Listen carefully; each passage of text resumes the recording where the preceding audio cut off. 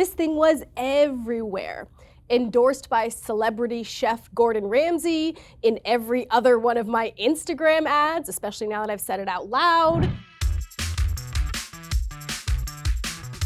The ATK Reviews team has been hard at work all year testing hundreds of products in all different categories. Lisa and I thought it would be fun to show you some of our favorite and least favorite products that we've reviewed recently. Hannah and I are going to give you the full rundown on all the gear so you can decide what you want or don't want in your kitchen. First up, Lisa.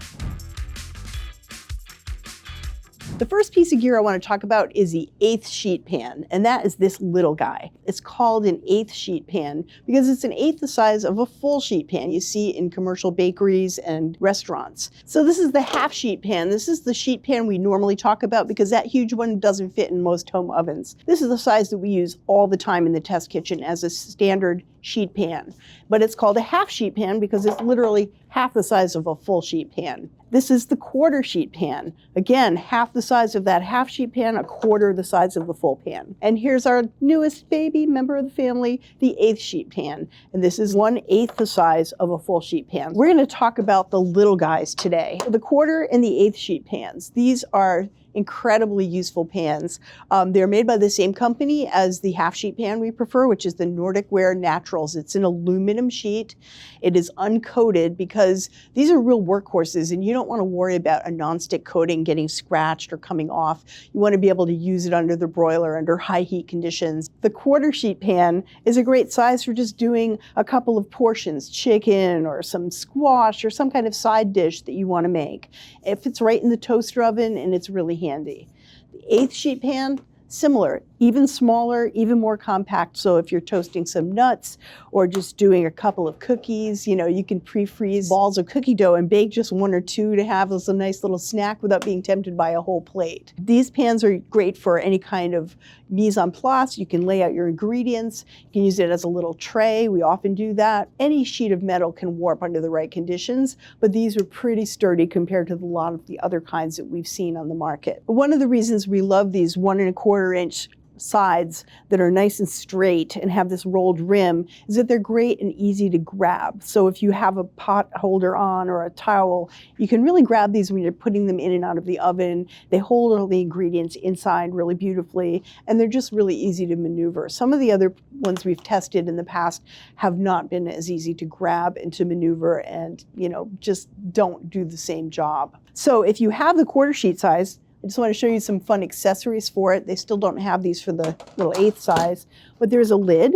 So if you're going to take this to a potluck or something, this little lid pops right on and lets you travel with it. It's great.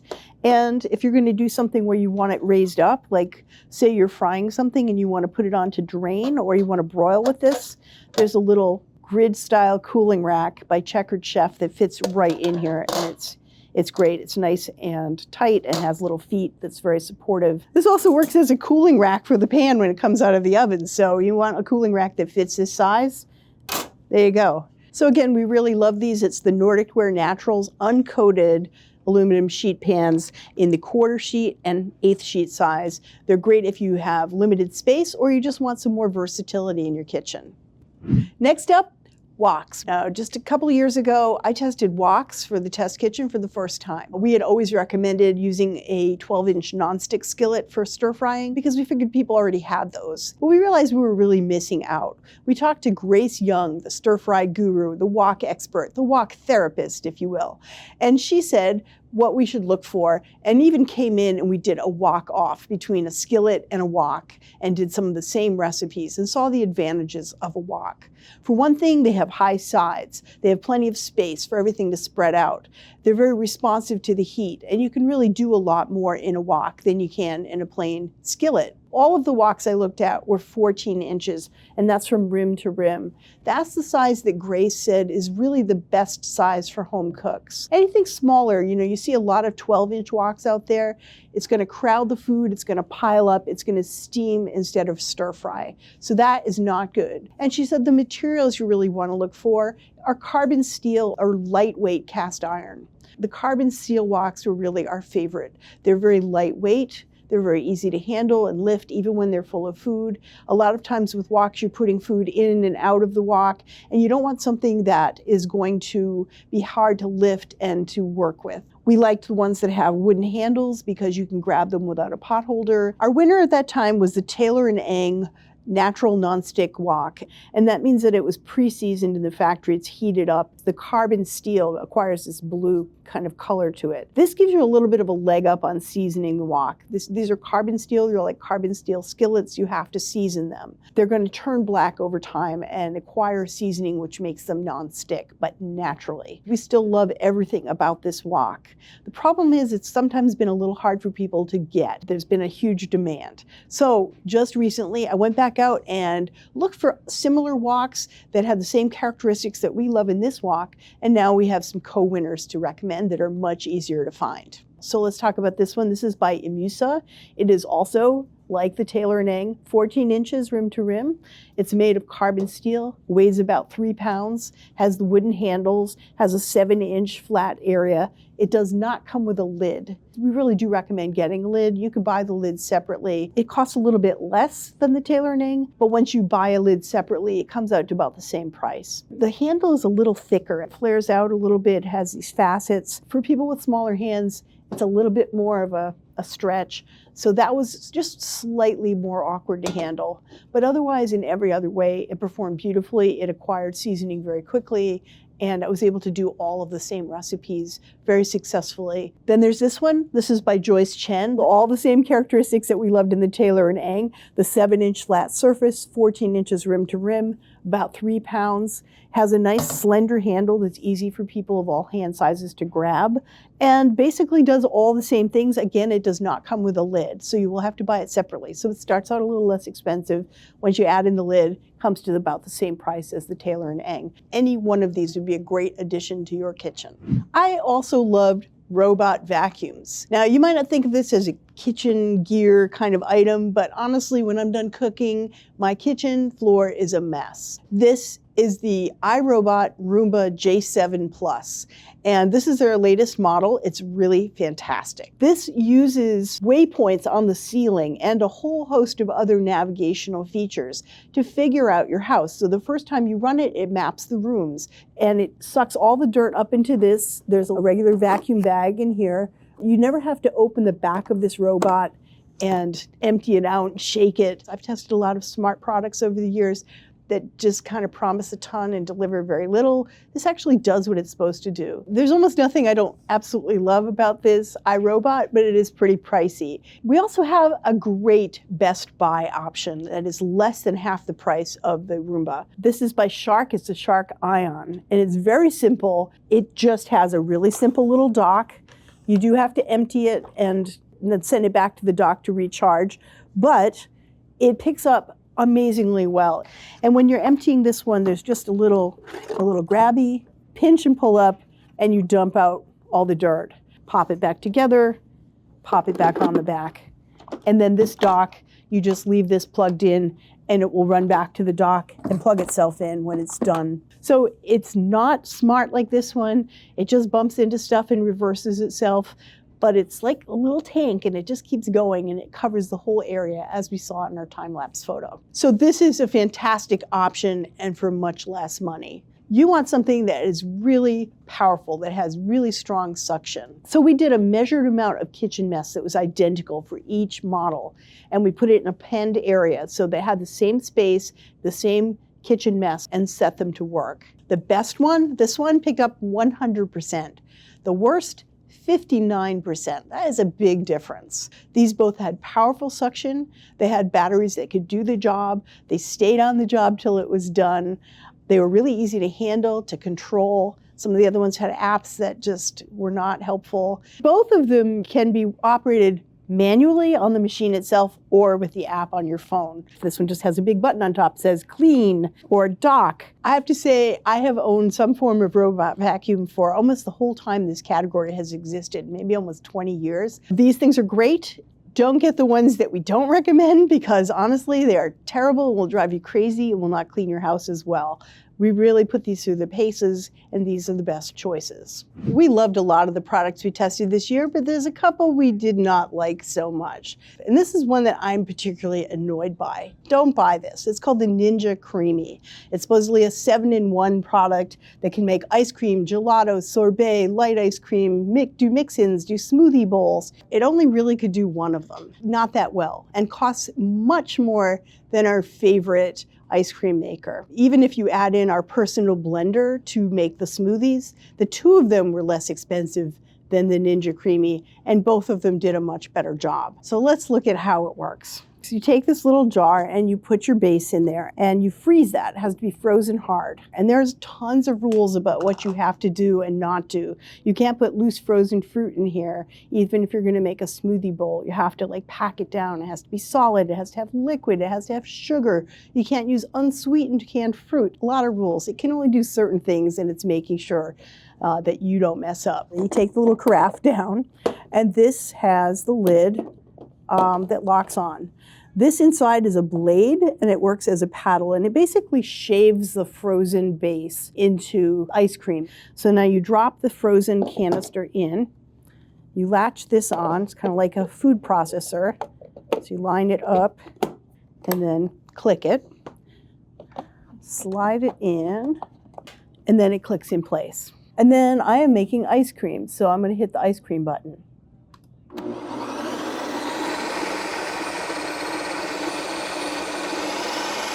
Don't plan on having conversations while it's running. Okay, let's take a look. This was the problem that we saw. This is kind of soupy. It's not a really good consistency. For the price, well over $200, we want this thing to nail it every time. It literally has one job, which is to make frozen, delectable treats.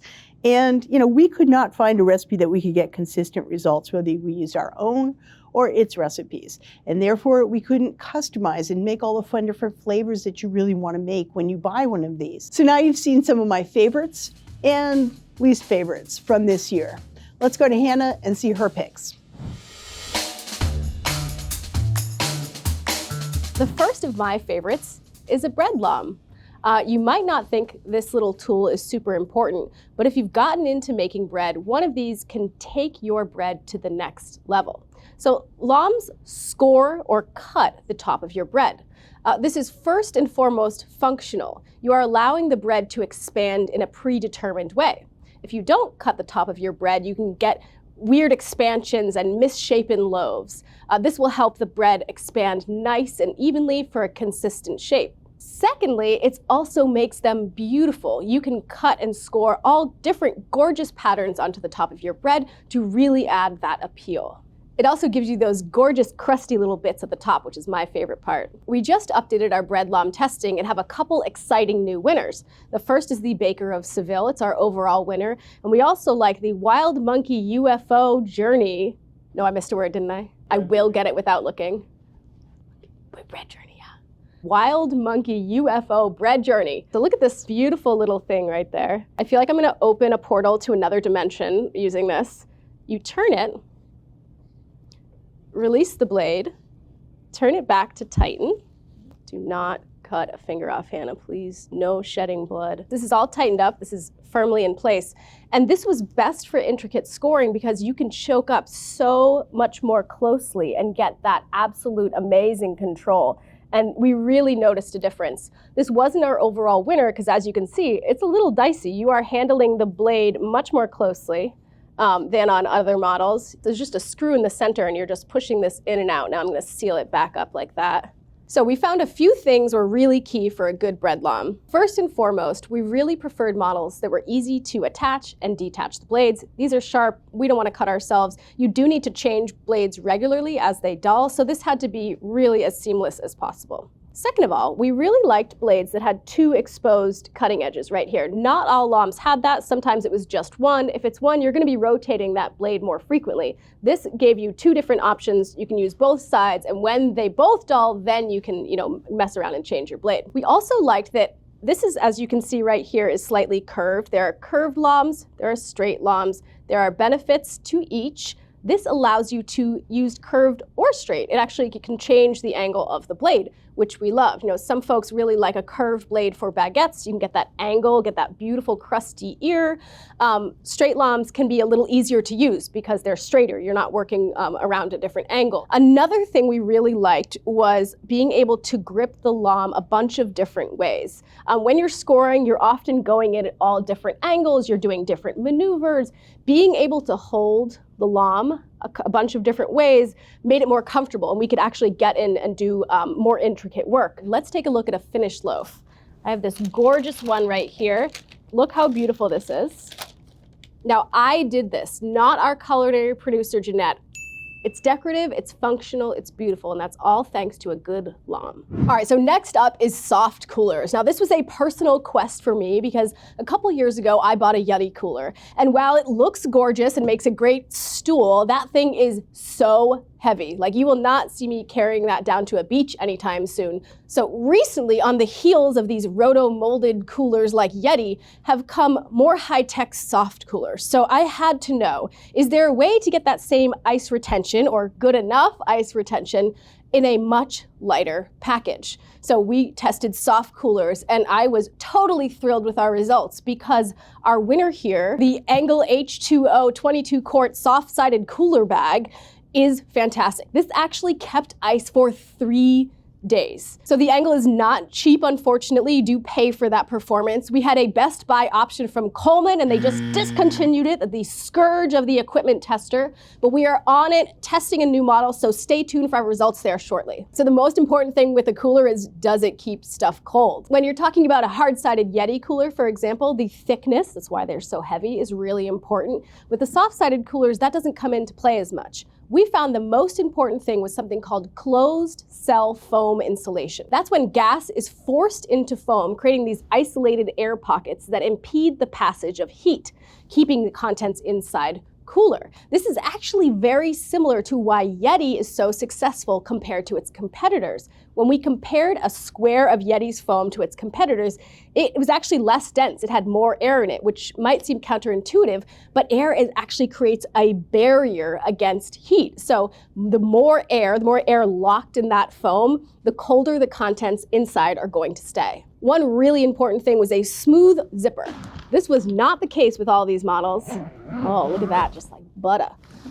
Sometimes they were really stiff or hard. We were wrenching them open. You don't want that. You don't want to be fighting with your cooler. You want your cooler to be your friend. So smooth zippers were key. Another thing you'll notice here is the shape. We really preferred a box-shaped cooler as opposed to the more classic tote shape. On a tote cooler, you're losing the top to the closure. And this, it boxes out. You just get much more space that way. Some of them are really cumbersome when they're full. If you pack these up, they are going to be heavy. So having lots of different carrying options, especially these side ones where you can hold it nice and tight to your body, really made them easier to transport. This is one of my favorite things we tested this year. Like I said, my Yeti is now my footrest, and this is what I'm taking to the beach.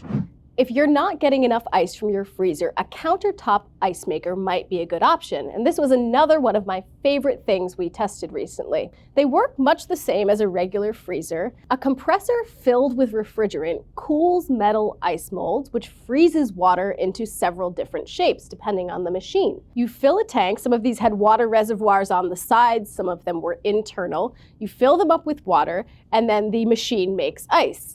They have sensors, so when the ice is getting low, they will start to make more ice. These are not intended to store the ice, though. The ice will actually start to melt, and they will take the melt water and create new ice. But if you want to keep the ice coming, you actually want to take the ice out and store it in your freezer. So we tested all different models, and this model by Igloo was our overall winner. A couple different factors went into making a good ice machine, and they were not all good. First of all, this one is relatively compact and it has this nice carrying handle. You're adding a big machine to your countertop, so you want to make it reasonably easy to store. This was incredibly efficient for its size, producing just about a pound of ice in an hour, which is really good compared to the other models we tested. It also churned out its first batch in about 8 minutes, so it was fast as well. Not all of the machines we tested were fast. Some of them took forever. So if you're trying to set up for a party, if you forget to do this way ahead of time, the machine's got you covered. 8 minutes, you'll start to get some ice out of it. We also really appreciated the different sizes of ice that this machine could make. It's also one of the only models with a self-cleaning function, which really helps with descaling. You really don't want this to have to be a pain. You want it to be easy to use. You know, you're adding a machine to your repertoire here. It also had really easy controls and indicator lights. We knew exactly what it was doing. To get this started today, all I did was pour 2 quarts of water, opened up, poured it right in here, closed this up. I selected small ice. You can see right in here, this is the small ice shape. These are the hollow bullet style ice, which is nice. And it was so easy to use. That was it. Literally filled the water, boop, boop, boop, and it started within 8 minutes. I could hear the ice starting to fall. We also tested and loved the Opal ice maker, which is very expensive. It makes that tiny little nugget ice. The thing is fantastic, but it is pricey. Not everybody's gonna want that model. It definitely, lived up to its name, but the Igloo did a fantastic job at a much lower price. So we found brand really mattered here. Some of these were really slow at making ice. They didn't keep the ice well. None of these will keep ice indefinitely, but some of these, the ice melted right away, which just was not very useful. Some of them didn't have the output. They weren't producing enough ice. A lot of them were huge, so bulky, they were just not practical to put on most folks' counters. If your freezer doesn't make enough ice or you don't have a freezer, a countertop ice maker might be a great option for you. This is one of my favorite things we've tested recently. All right, so like Lisa, I had a couple pieces of gear that I wasn't as excited about this year. And one of them we tested for you all. So many people were commenting and asking us to test the hex-clad nonstick skillet. And I understand why. This thing was everywhere. Endorsed by celebrity chef Gordon Ramsay, in every other one of my Instagram ads, especially now that I've said it out loud. So we totally get why y'all were curious about it. We put it to the test in the way that we test all of our nonstick skillets. We always start with the industry standard test, 50 eggs right in a row in a dry skillet. We do a bunch of other things in the middle like stir fries, frittatas. We cut in these, we're really hard on them. And at the end, we do another set of 50 eggs. That is, if the pan makes it that far. This one, my friends, did not make it that far. And that's because this unique hex-clad coating, see these hexagons in here? What hex-clad does is they carry the stainless steel through in this hexagon pattern. So it's got non-stick and then stainless steel jutting up through the non-stick. And this is what makes it not non-stick. This is what made it cling onto all of the eggs. This baby did not make it through the first 50 egg test. It was sticking right away. The performance was shockingly bad. I was like, this cannot be true. Got a second copy of the pan. Performed the same exact way. So this pan was a total dud. You are buying a non-stick pan for that surface. If you want a regular pan or you want a naturally non-stick pan, get carbon steel. If you're gonna go for non-stick, we recommend you stick with our winner from OXO. Still the best on the market. It's a lot lighter. This hex-clad pan was also really heavy, which makes it hard to do the tossy toss, which I love to do.